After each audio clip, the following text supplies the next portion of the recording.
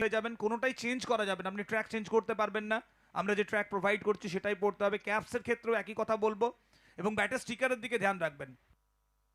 Common এই টুর্নামেন্টে বাংলার একজন বোলার হিসাবে যে পারফরমেন্স রাহুল দেব অর্থাৎ রিন্টু দেখিয়েছে সেটা অত্যন্ত ভালোই ছিল, এবং আজও চাইবে দলের জন্য একটা ভালো পারফরমেন্স উপহার দিতে।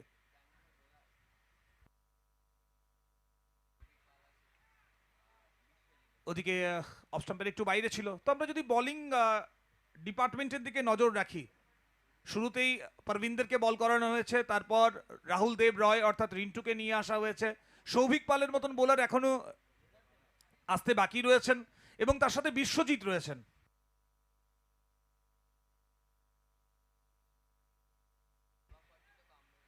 পরবর্তী বল এক্ষেত্রে একটু স্লটে ছিল, এবং সুরজিৎ দেখো যোগেশ পেনকারের আমরা কথা বলছিলাম, ছিল দ্বিতীয় বলটা মাফ করবেন, দ্বিতীয় বলটা যেভাবে যোগেশ পেনকার মাঠের বাইরে পাঠিয়েছিলেন, তো সেই জায়গায় এই প্রত্যাশা ছিল টিমের যে যোগেশ ছন্দে ফিরছে।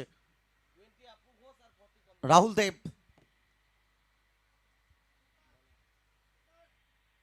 আয়ুষ রকার সেন্ট থেকে,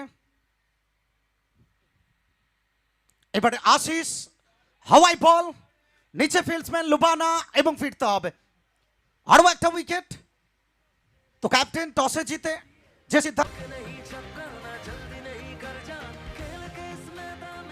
হ্যালো, তো সুরজিৎ আমি খুব একটা বুঝতে পারলাম না।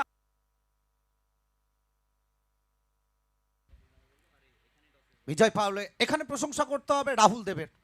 সুমন্ত দা যে যাবে নামের সাথে দেখো কিংস,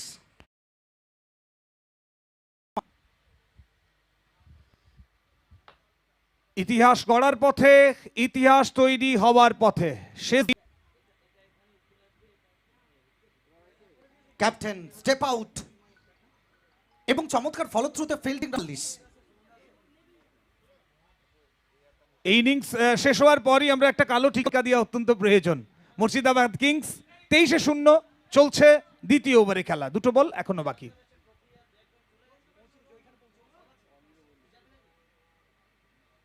এখান থেকে সাফল করে গেছিলেন, নিজেদের হাতে নিয়ে নিয়েছে, জিততে গেলে যেটা দরকার শুরু ভালো সেটা কিন্তু প্রথমেই হয়ে গেছে। কোনো রকমের অঘটন না ঘটলে কিন্তু বেরিয়ে যাওয়ার সম্ভাবনাটাই বেশি।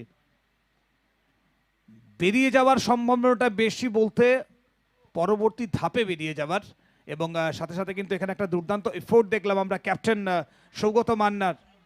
আমি বলেছিলাম সুরজিৎ, ওটা সকালবেলা ছিল, দিন যত এগিয়ে যাবে সৌগত মান্নাকে তত বেশি। এখান থেকে আসিফ ইসা সৌগত মান্না তিনি নিচে, ক্যাপ্টেন